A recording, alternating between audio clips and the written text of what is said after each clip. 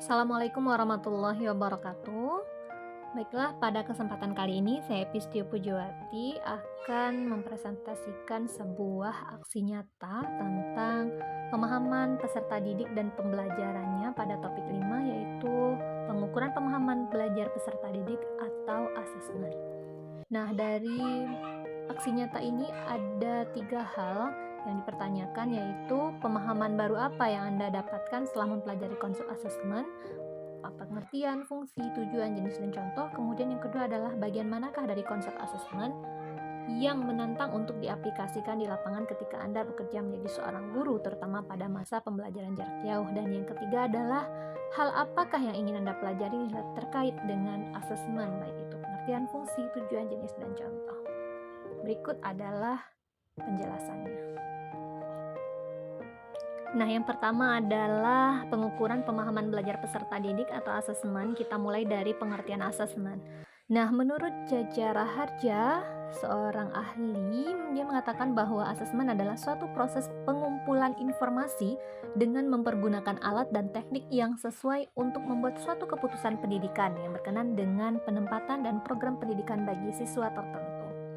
Nah, itu menurut Jaja Raharja. Secara umum, asesmen adalah penilaian pada suatu penerapan dan penggunaan berbagai cara dan alat untuk mendapatkan serangkaian suatu informasi tentang hasil belajar dan pencapaian kompetensi dari peserta didik. Nah, kemudian ada 2 fungsi asesmen, yaitu fungsi formatif dan fungsi sumatif. Asesmen memiliki fungsi formatif, maksudnya adalah asesmen bisa digunakan untuk memberikan umpan balik atau feedback terhadap para guru untuk menjadikan dasar ketika memperbaiki dan membenarkan suatu proses pembelajaran dan juga mengadakan remedial untuk para peserta didik.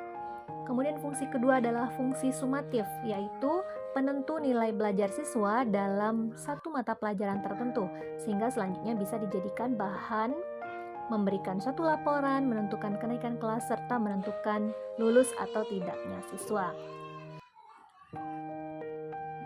Nah, tujuan asesmen menurut Chittenden tahun 1994 yang mengatakan bahwa tujuan penilaian atau asesmen purpose adalah keeping track.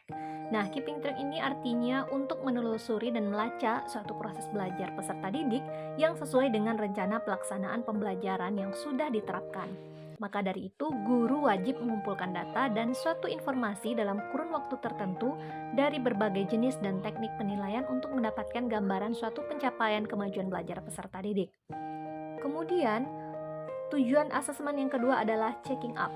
Checking up adalah untuk mengecek pencapaian kemampuan peserta didik dalam suatu proses belajar dan kekurangan-kekurangan peserta didik ketika mengikuti proses pembelajaran. Dengan kata lain, guru penting melaksanakan suatu penilaian untuk tahu bagaimana dari materi yang telah dikuasai peserta didik dan bagian dari materi yang belum dikuasai.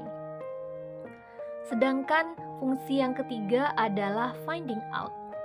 Nah, tujuan dari finding out ini adalah untuk mencari, menemukan, dan mendeteksi suatu kekurangan, kesalahan, atau kelemahan peserta didik di dalam suatu proses belajar, sehingga guru bisa dengan tanggap mencari alternatif penyelesaiannya. Dan tujuan yang keempat adalah summing up, adalah cara untuk menyimpulkan tingkat penguasaan siswa terhadap kompetensi yang sudah ditetapkan.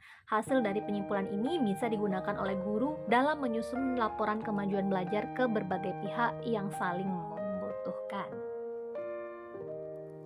Nah, kemudian kita beralih ke jenis-jenis asesmen. Adapun jenis asesmen yang sering dipakai antara lain tes tertulis yang disajikan kepada siswa untuk menjawabnya, yaitu ada performance assessment, penilaian portofolio dan penilaian proyek, serta product assessment dan self assessment. Mari kita lihat satu persatu. Yang pertama adalah performance assessment. Performance assessment yaitu suatu jenis asesmen yang menyuruh para peserta didik untuk melakukan demonstrasi bersamaan mengaplikasikan pengetahuan dalam berbagai situasi yang dikehendaki. Kemudian penilaian portofolio dan penilaian proyek adalah suatu tugas dalam bentuk suatu investigasi diawali dari pengumpulan, selanjutnya pengorganisasian dan evaluasi hingga dengan penyajian data. Kemudian ada product assessment dan self assessment.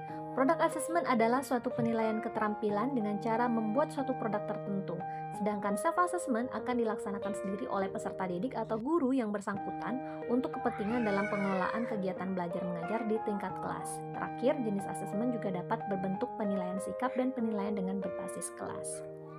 Nah, untuk bagian pertanyaan, bagian manakah dari konsep assessment yang paling menantang untuk diaplikasikan adalah jenis assessment, karena menurut saya pengaplikasian assessment performance kepada peserta didik itu dalam masa pembelajaran jarak jauh itu susah dipantau. Kemudian hal lain apakah yang ingin Anda pelajari terkait dengan assessment? Nah, ini adalah yang ingin saya pelajari pengaplikasian jenis-jenis assessment, terutama portofolio.